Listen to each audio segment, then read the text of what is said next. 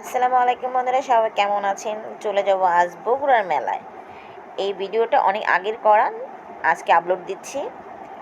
আমার আবার খুব শখ, যেখানেই মেলা হোক না কেন সেখানে যাওয়ার খুব ইচ্ছা থাকে। মেলায় অনেক কিছু দেখা যায় এবং আনকমন কিছু জিনিস খুঁজতে থাকি আমি, যদি পাওয়া যায়। কিন্তু মেলায় এসে আমি তো পুরো ব্যাককেল হয়ে গেছি। এখানে তো মানুষের মেলা। এখানে যদি কোনো রকমভাবে আপনি দাঁড়িয়ে থাকতে পারেন, তাহলে আপনাকে এমনিতেই নিয়ে যাবে ভিতরে, এমন অবস্থা। তারপর শখ বলে কথা, অনেক শখ করে এসেছি। আমার হাজব্যান্ড আমার শখ পূরণ করার জন্য মেলায় নিয়ে আসছে। তো এখন মানুষ দেখে আমার আর ইচ্ছা যাচ্ছে না মেলার ভিতরে ঢুকি, কিন্তু এসে পড়েছি যখন, তো আর কি করা, টিকিট কাটছে। টিকিট কাটার পর আমি অটোমেটিকই ভিতরে ঢুকে গেছি। আমাকে আর হেঁটে ভিতরে প্রবেশ করতে হয় না, আমাকে ধাক্কাতে ধাক্কাতেই নিয়ে গেছে এখানে। ভাই গো ভাই, এত ভিড় ভিতরে, কি দেখবো মেলায়? মানুষ দেখতে দেখতেই তো ক্লান্ত।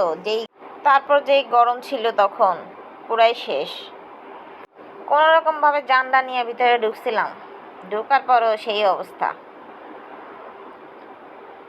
পরে জানতে পারলাম বগুড়ায় যে কোনো কিছু অনুষ্ঠান হলে, মেলা হলে এবং বিনোদন কেন্দ্রগুলো শুক্রবার নাকি প্রচুর ভিড় হয় বগুড়ায়।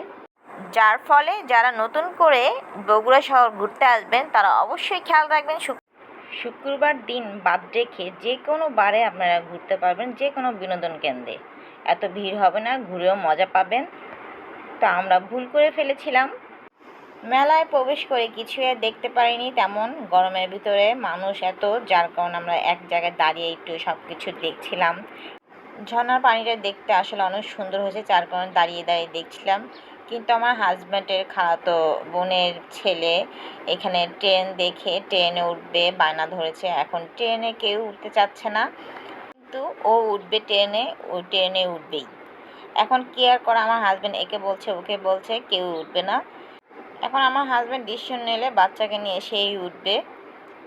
তো তারপরও আমরা ঝর্ণার পানির সামনে একটু দাঁড়িয়ে আছি অনেকক্ষণ, কারণ ভিতরে ভালো মতো ঘোরার কোনো পজিশন নেই, এত মানুষ। ভিড়ভাট্টা পার করে দেখার কিছুই নেই।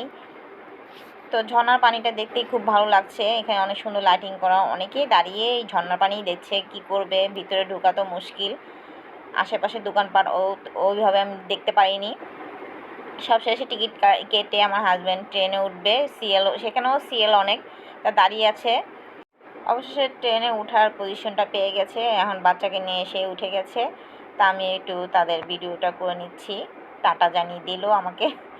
আমিও দাঁড়িয়ে দেখছি, অনেকেই তার বাচ্চাদের নিয়ে এখানে উঠেছে, কারণ বাচ্চাকে তো আর একা বসে রাখা যায় না এখানে, যদি পড়ে যায়।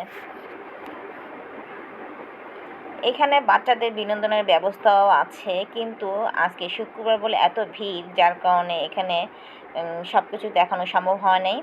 কিন্তু মেলাটা অনেক বড় এবং অনেক সুন্দর সাজিয়েছে। এখানে এখানে ভূতের বাড়িও আছে, ভূতের বাড়ি দেখার জন্য আমার বড় ভাবি ছেলেমেয়েরা দেখবেই, তো কী করা, তারাও দেখছে, ভিতরে ঢুকছে।